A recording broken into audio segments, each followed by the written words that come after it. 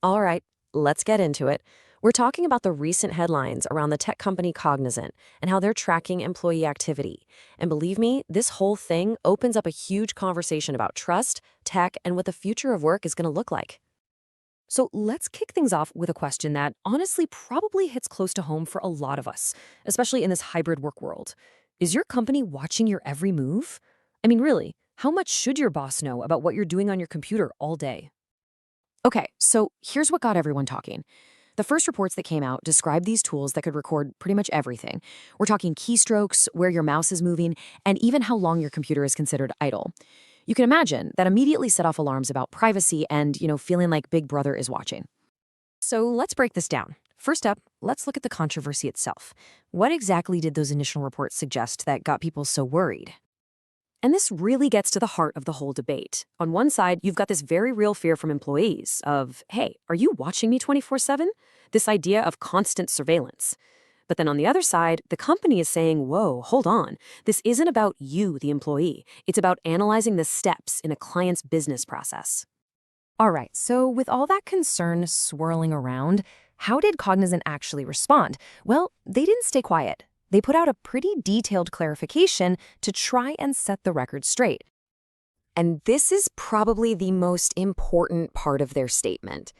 A spokesperson said, and I'm quoting here, "These tools are not designed or used to track or evaluate the individual performance of employees." So right off the bat, they're trying to draw a really clear line. This data is not ending up in your performance review. And they didn't stop there. They also shot down claims that this data has anything to do with who's on what team or any other big workforce decisions.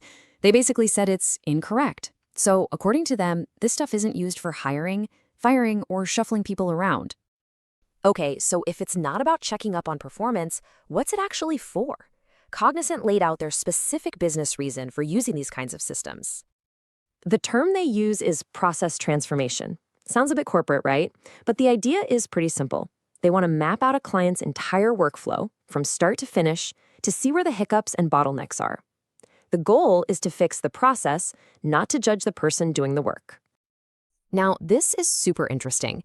They also laid out the specific rules for when these tools can even be used. And get this, it's not some company-wide always-on thing. It only happens on certain projects and only if a client specifically asks for it. And maybe most importantly, employees have to be told about it and give their explicit consent. No surprises.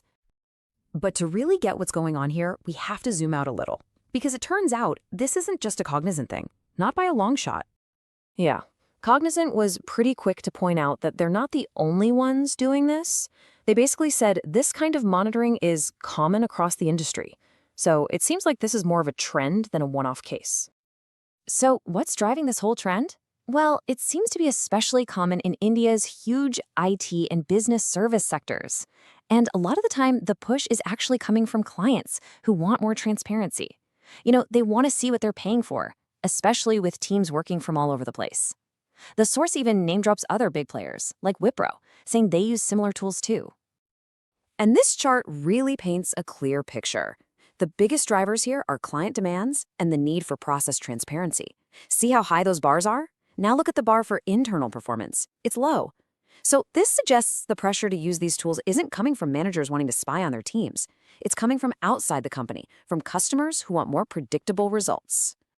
When you boil it all down, this whole situation highlights a fundamental tension, a real challenge that a ton of companies and employees are dealing with in the modern workplace. And here it is, the core dilemma. It's a balancing act, right?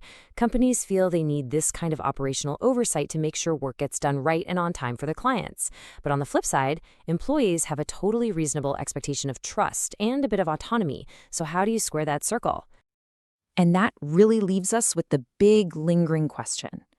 As this technology gets smarter and smarter, and these tools become more and more common, where do we draw the line? Where does that need for business transparency cross over into an invasion of personal privacy at work? It's something we're all going to have to figure out.